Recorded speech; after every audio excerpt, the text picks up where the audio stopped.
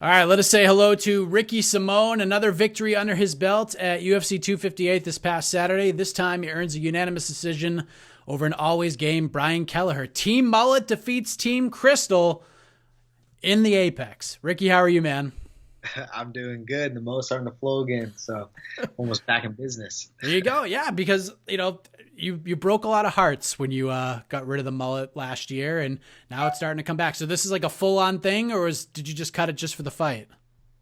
Oh no, just I got on a good winning streak again and just started popping back up. So it has a mind of its own. So I'm sure by the next one it'll be even more flowy. All right, so we're full on committed to bringing this mullet back for the people. As long as I keep winning, I'll get a lot of fans. Even when I was out in Abu Dhabi and they allowed a little bit of a crowd, people were chanting for the mullet. So I was like, dang, even out here. So yeah, I got to bring it back for the fans. What was that like, man? I mean, it seemed like it's been forever since fighters got to fight in front of a live audience, and you got to experience that. What was that like for you compared to like your last couple of fights? It felt right. That's how it's supposed to be. We get to this point, especially walking, like my first few fights, walking out for the UFC, especially, that was like my favorite part. It's crazy. You get to a point, fighting's, on the come up's not easy at all. We're fighting in front of, nobody inside of a bar sometimes. So when you finally get to the point where you're walking out in front of thousands of fans in a sold out arena, that's a good feeling. And so that's how it's meant to be. We like to put on a show. It's entertainment. We're out there beating the crap out of each other. Let's hear some fans. Let's get them back in there. Yeah, it was kind of. I remember like at first when the fights are going on, I was just like, we don't hear the woos anymore. I'm like, this isn't so bad. And now like once the Holloway Cater card happened, like 3 days before yours, I was like, man, I miss the fans so much. It makes such a big difference, right? Yeah, yeah. It's meant to be in front of a lot of eyes, and we a lot of times we feed off those reactions too. So it's fun for us. Well, you're going to have a lot more fans now that the mullet's coming back, that's for sure. But congratulations on a great win on Saturday, man. I mean, this fight with Kelleher, it seemed like you guys are circling each other for so long now. How happy are you not just to get the win, but to kind of move on from something else, as fun as it probably was with Kelleher through these last several months? Yeah, no, it does feel good to kind of get past that, just because we haven't jawn for so long. So I felt like I kept doing the same camp over and over again, getting ready for that fight. So I was definitely ready for a little bit of a switch up. So this is 2 wins in less than a month. It's a position you've been in before. It was like right before your UFC debut, I believe, the last time that happened to you. And while it's not the most ideal situation in the world, in today's UFC, we saw what that kind of activity did for Kelleher last year, for guys like Kevin Holland. Keeps you fresh on everybody's mind, having dominant wins. These types of things can shoot you up the ladder real quick. Was part of the reasoning behind bouncing back so quickly because of that, or was it mostly because let's get this Kelleher rivalry in the rearview mirror? A little bit of both. A little bit of both, I think. One, because it was a false positive both times that got the fights canceled. In our opinions, and we got retested, and there was never a double positive, in 2 in a row at least, and no one ever got sick. So part of it was getting that fight, over with, just because I feel like I owed it to him. I know he was still ready to go. So I was like, if I can get through this fight unscathed, then, I'm going to try to take that fight quick, because also I had that was a long layoff. A lot of fights get canceled. I had fought like since May or something, one fight in 2020. And, the more active I am, the better I'm going to perform it, and the more comfortable I'm going to be in there. So I just want to keep the ball rolling. Oh my God. I just realized that was your first. So like the Fight Island fight, the Borg fight was the only time you fought in 2020. That was in Florida. That was the only time in 2020. And that was the second show in Florida, I believe. And so I went to Fight Island with Paige. I was in her corner. I cornered a bunch of the Apex, but I never got another fight. The Kelleher fight fell off twice, and so yeah, I mean, it was kind of a boring year. One fight. That's crazy. Like I would.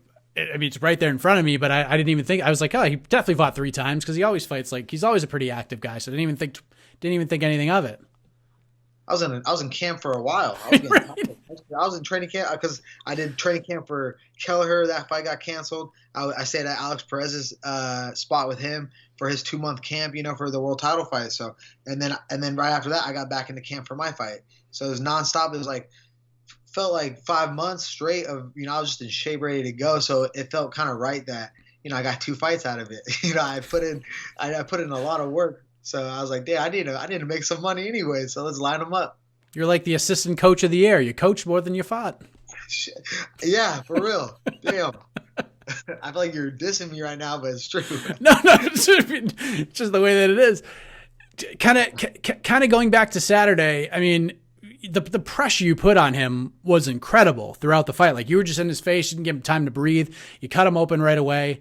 Did anything surprise you? Did anything Brian delivered in that fight throw you off at all?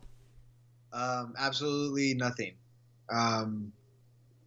What's funny is I had my coach Dylan Fussell. He watched film on Brian, and he was doing those marching forward kind of front kicks. So he lands after he doesn't just snap it and come back to place. He snaps it and then kind of takes a step forward into the opposite position. He was throwing at me for 2 camps, getting ready for him, and I was like, every time, boom, oh yeah, right, it's not gonna hit me, boom, hit me like 3 times in the fight though. So I mean, I knew he was gonna throw that one, but that he's good at it. He got me a couple times. I got a cut under my chin. I think one of his big toe probably went halfway in my neck, but but yeah, I mean, nothing he did surprised me. We were well prepared for Brian, and and we knew his best thing was a guillotine choke. And in my opinion, I fought the best grappler in the division, Ronnie Yaya. So, and I felt plenty comfortable with my awareness on my entries. And so, honestly, I wasn't too worried about Brian's guillotine. How are you feeling physically since Saturday? Because, like we said, 2 fights in a month. Are you enjoying some R&R, maybe more so than ever before? Maybe. Man, it sucks. It sucks, but I thought I would want to. But I've already kind of like jumped back into practice a little bit. I had my cousin Vince. I stayed a couple days in Vegas. I just got back home.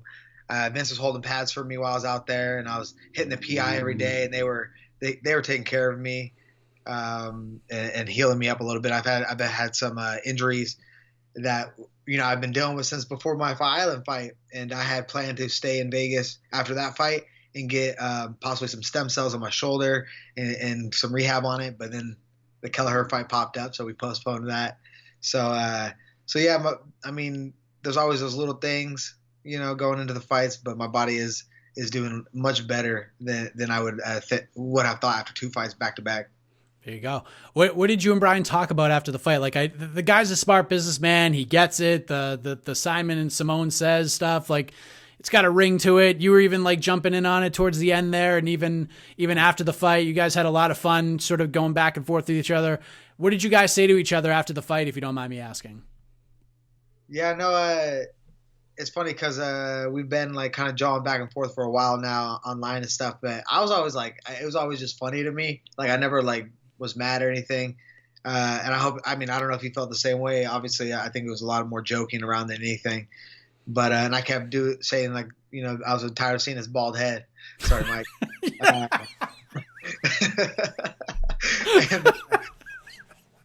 So he was rubbing his head a lot, and I was like playing with my mullet a lot, and that stuff. So after the fight, it was just I just let him know like, hey man, I'm a big fan. I thought he was funny online before we ever even agreed to fight. He's definitely a better. I don't know how good of a rapper he is. He's definitely a better rapper than Woodley, but yeah. And then he said, let's smoke a joint after too. But we were stuck in quarantine. We weren't allowed to go anywhere after the fight, so. It is what it is. I mean, there you go. Friends after all of this. A lot of respect there. There always was with you guys. It seemed like there's like a kismet between the two of you guys. Like eventually between you and especially Brian kind of like poking, prodding in like a fun way. This fight was bound to happen as soon as it possibly could. Yeah. And right from the get-go is mostly because he was wanting to fight up a weight class, and I'm a fat boy, and I was like, oh, another bantamweight up a weight class? Let's get that going. I feel like this should be happening way more. I think Brian kind of laid out the blueprint on how to do it, and I feel like it should be that way, especially on these short notice turnaround fights, especially in your case. Like this fight at 135 made absolutely no sense. Doing it at 45 or 40 is fine. But even like seeing like Jim Miller and Bobby Green, that fight was booked really quickly. And it was at 55. I'm like, why? Why are you doing it at 55? I suppose, I assume that you like this, let's fight. If you're going to give me like a 3-week camp to prepare for somebody, let's do it at 45. Yeah, definitely have a short notice. Like I fought Borg off of 3 weeks notice, and I asked for a catch weight or upper weight. And I don't know if it was Borg's camp or whatever. They said no. So I was pretty pissed about that. And so, yeah, I feel like if it's a shorter notice, we should get, at least a catch weight. But they don't really seem to like to do catch weights because right after the fight, they asked me if I wanted this one. And I said, yeah, but can we do it at catch weight? And they said, no, we can do an upper weight class, but we don't want to do it at catch weight. So I was like, all right, more food for you. Yeah, it wasn't too bad. I mean, stayed on the diet and kept the weight low. So I'm, and I got to eat a little bit more on fight week. So it was kind of nice. I felt a little too spoiled. Felt a little guilty all week. There you go. So now you got this back to back, this 2 for done. You said when speaking to the media after the fight, I deserve a top 15 guy. That's what I should get next. You feel as if you've earned that opportunity. It's hard to argue with that, man, especially the run you've been on and winning back-to-back fights like this. Who sticks out to you right now that makes sense? Like, is there anybody that's on your radar that's in the top 15? Well, there's several fights that I want. I mean, I've only lost to Uriah Faber, and now I think is what's falling like number 3 in the world, know, and that was a super close fight. Sometimes I watch that fight and I think I won. Sometimes I watch that fight and I think he won, So I think that was a super close fight, and he's number 3 in the world, and I'm beating everyone outside the rankings right now that they're putting up against me, and some guys I beat are ranked right now, So I think I deserve a ranked opponent, unless they want to just keep paying me this money to beat up these these guys that aren't bringing the attention to the fight. I think I would really like the Sun South fight. Maybe towards the beginning of the summer. I think that fight would make sense. And I don't know if this fight makes as much sense, but I know Frankie Edgar is probably going to take some time off and heal up. And when he's ready, maybe early summer or around then, if he wants to get going, I think that'd be a good one too. I'll have you know, Ricky, that myself and a colleague of mine, Mr. Alex Cayley, we host a matchmaking show the day after these cards, and we get a lot of input from the fans to like kind of chime in what they think makes sense for matchmaking. There's a lot of support for Ricky Simón versus Frankie Edgar. People like that idea. Wow. I was on Fight Island last summer when him and Pedro fell out, and I was game. I told him put me in. I know it probably doesn't make sense for him, but I mean I was already at Fight Island and I was ready to go. So I thought that I've always looked up to Frankie. I watched him fight. I even stole some of his setups and some of the stuff he does. So give me another chance at a legend. I blew it the first time. Shit, give me a second go at it. I think it makes a lot of sense. What did you think watching him and Sandhagen in that fight and the way that ended? Because that was just like, you see knees like that, like people kind of compare it to Masvidal and Askren, and Masvidal, like you watch the videos of him just like setting it up, like you knew he was going to come out and throw it. But the way Sandhagen like timed that and like kind of lured him into it was just crazy, man. It was scary to watch. What did you think of that watching it? I thought it was a beautiful knee. It was beautifully timed. He's so lanky for the weight class, so it made it easy to pop that up like that. And man, I probably felt the same as everybody else though. Like no one liked to see Frankie get knocked out like that. He's one of the seems like one of the good guys of the sport, and he's a legend. So that was a bad knockout though, and very nice by Corey. Absolutely. So if it's not like a top 15 guy, I'm curious because this is like one of the ideas that I had. Let's just say like he gets back on track, UFC 260, beats Thomas Almeida. What are your thoughts on? If you tell me O'Malley right now, he's not taking that fight, Mike. O'Malley's not taking that fight. Why? Come on. You think O'Malley would take that fight? He fought Cheeto. I don't know. I mean, yeah. I mean, I was surprised he took that Cheeto fight. Like, I'm not a big gambler, but I saw how how much of a favorite O'Malley was. I went and put some money down on my boy. I was like, oh, this is not going to be good for O'Malley. But I just think I'm like the worst style for him, right? Someone's going to grind him out, wrestle him, make him grapple, be off his back, drop him some crazy elbows on top of him. No, he doesn't want that. So you don't see it coming, but if they offered it to you, I'm sure you're jumping all over that, right? Oh, yeah, I've been wanting that. Ask my manager how long I've been asking for that fight. And he's like, Ricky, they're not going to give it to you. Like, you can try all you want, but O'Malley's not taking that fight. In my opinion, O'Malley's, but he could prove me wrong. I'm always ready. Like I said, I'm already back in the gym. Today, I'm taking a light, went to Nogi, ran 4 miles. Taking a light, though, not going to do anything live, but I'm staying in shape. If anything happens to Almeida, I'll be ready. Oh, there you go. So, I think like Cody Stamann could be a decent option for you, just because he was supposed to fight not too long ago. His opponent Askar was out.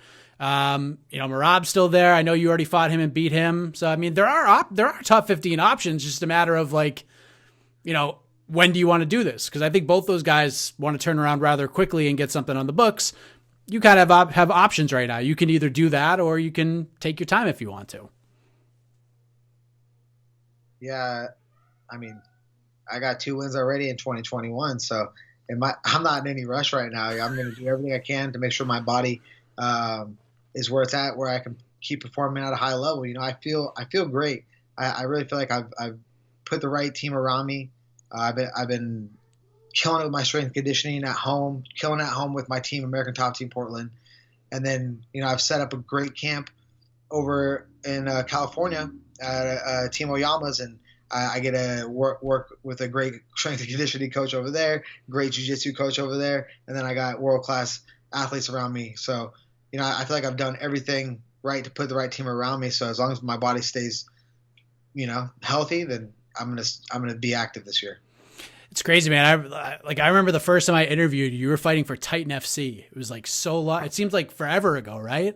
And now like all these lessons we learn along the way, the Contender Series fights, now we're in the UFC, and like you got 2 different camps figured out. You get strength and conditioning programs figured out in 2 different states. Like it's crazy to think about like how much the sport has evolved since like our first conversations, right?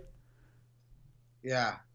But we got to keep up with it. We got to keep up with it, but yeah, it's wild. It's been kind of a crazy ride, and it took me like 13 professional fights to get in. I'm fighting out of all the top promotions outside the UFC. Not making any money. So just like I just enjoy every part of this. I can't stop smiling in the back. I'm spoiled all fight week. I get all my food brought to me. I get all like this new gear. Get all I feel like it's like Christmas every fight week. But so I definitely don't take it for granted. Who do you like in the title fight, if you don't mind me asking? Yan and Sterling, couple weeks, man. That's a fun fight to watch. It's interesting to kind of like break down, and I mean, it's a 50-50 fight. Every day I wake up and like, I'm like, oh, Jan's going to win. And then the next day I'm like, oh, I think Sterling might win. Just one of those like really interesting stylistic matchups. What kind of sticks out to you with that fight? Yeah, it's an interesting one. I'm excited for it. I think Sterling gets it done with the wrestling. I think he's like long enough for the weight class. He's gonna be able to stay out of those crazy firefights that Yan likes to like kind of storm in with, So I think he's gonna, as long as his gas tank holds up, I think Sterling should be able to take it with the wrestling. It's a fun fight, man. I can't wait. Maybe you'll get your way on that card, man. You're on pace for like 14 fights this year. Yeah. Well, my girl set up a trip to Mexico for us next month, so she's like begging me not to take a short notice fight for at least next month. So. All right, there you go. All right, you gotta give her that trip to Mexico. Take that trip, man.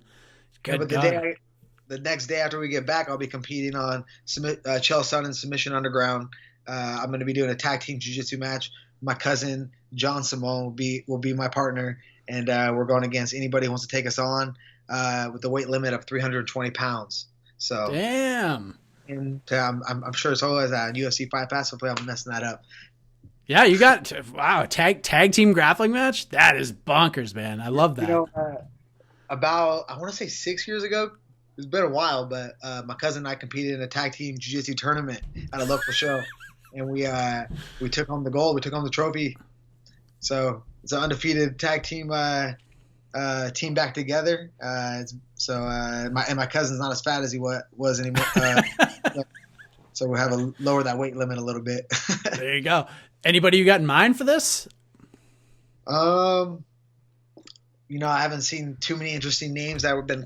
A lot of people have been talking crap online, trying to get in on it. But I know Chiesa and Arnett threw their names in the hat, so you know we can get a little bit of a Washington boys grudge match going on here, I guess. That's fun. I think Mike's too fat for that, though. I don't think they'll make the weight limit. So. See, that'd be a little Washington rivalry. I like it, man.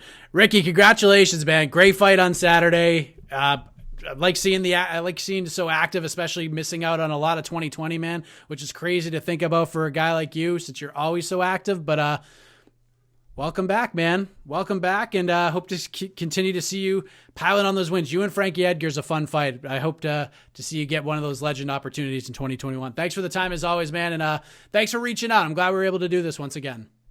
Yeah, thanks for having me on, Mike.